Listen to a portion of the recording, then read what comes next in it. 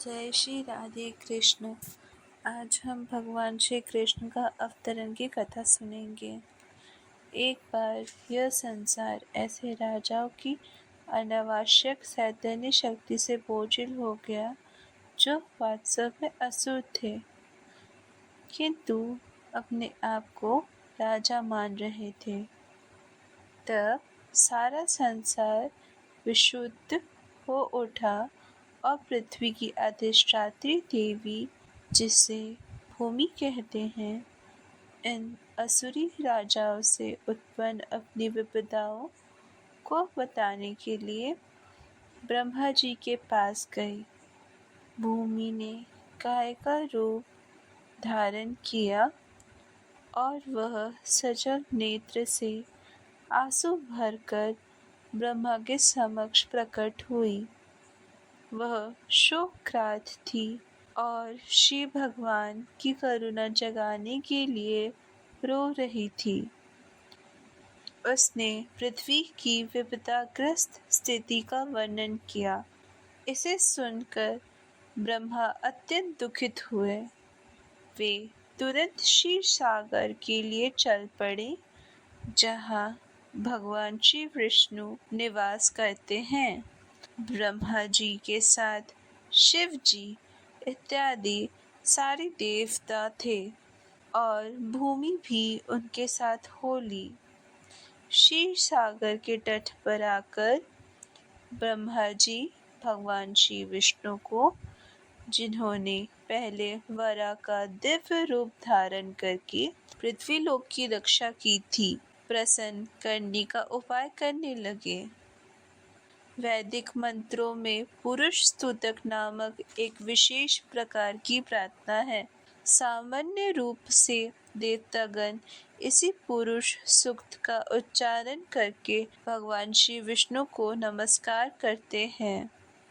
यहाँ यह ज्ञातव्य है कि जब भी किसी लोक में कोई उपद्रव होता है, उस लोक का अधिष्ठाता देव इस ब्रह्मांड के स्वामी ब्रह्मा के पास जा सकता है और ब्रह्मा जी भी परमेश्वर श्री विष्णु के पास जा सकते हैं, किंतु वे वही प्रत्यक्ष दर्शन नहीं, अपितु क्षीर सागर के तट पर खड़े होकर उनका प्रत्यक्ष दर्शन कर सकते हैं।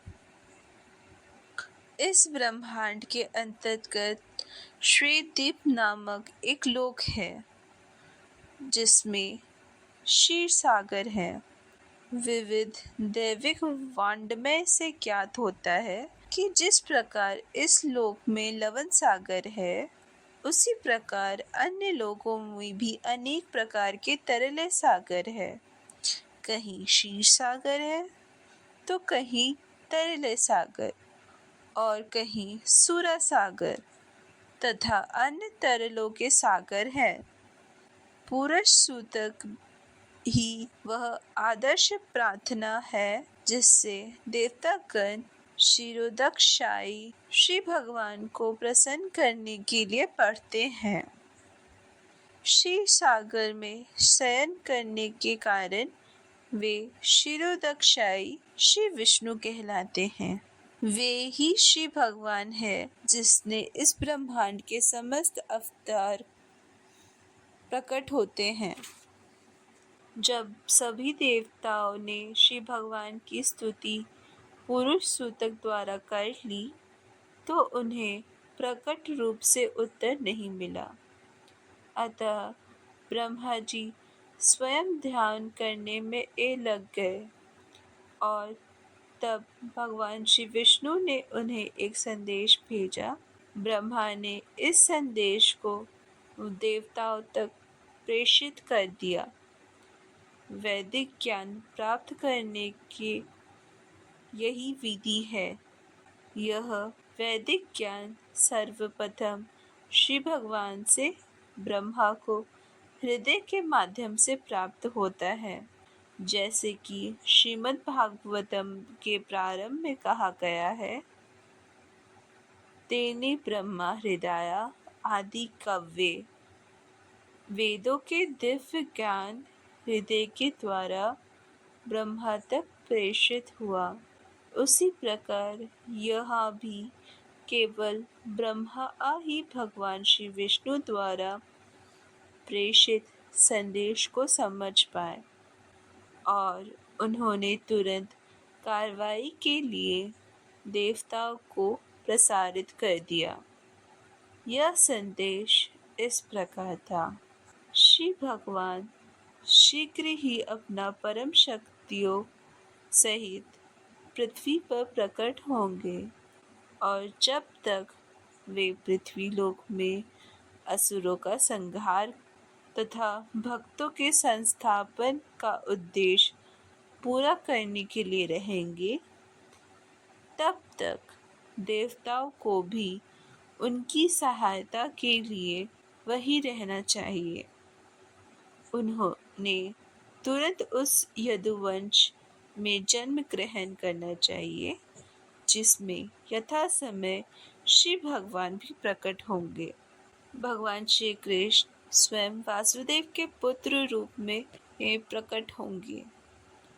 उनके प्रकट होने के पूर्व सारे देवताओं को अपनी अपनी पत्नियों सहित संसार भर के विभिन्न पवित्र परिवारों में श्री भगवान को उनके कार्य में सहायता पहुंचाने के लिए प्रकट होना चाहिए। यहाँ पर तथि प्रथम शब्द अत्यंत उपयुक्त है, जिसका अर्थ है कि देवताओं को चाहिए कि श्री भगवान को प्रसन्न करने के लिए इस पृथ्वी पर प्रकट हो। दूसरे शब्दों में कोई भी जीव जो श्री भगवान को प्रसन्न करने के लिए जीवित रहता है वह देवता है। देवताओं को यह जानकारी भी दी गई कि भगवान श्री कृष्ण के अवतार के पूर्व पृथ्वी पर भगवान श्री कृष्ण का पूर्ण अंश अनंत प्रकट होगा, जो अपने लाखों फनों से ब्रह्मांडों को धारण किए हुए हैं।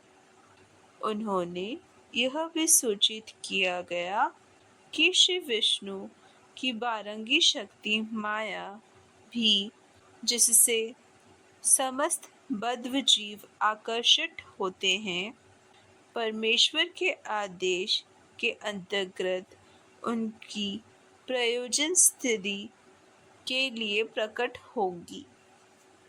समस्त देवताओं तथा भूमि को भी मधुर वचनों से आदेश तथा संतावना देने के पश्चात समस्त प्रजापतियों के पिता ब्रह्मा जी अपने धाम सर्वोच्च लोक ब्रह्मालोक को चल गए। धन्यवाद। जय श्री राधे कृष्ण।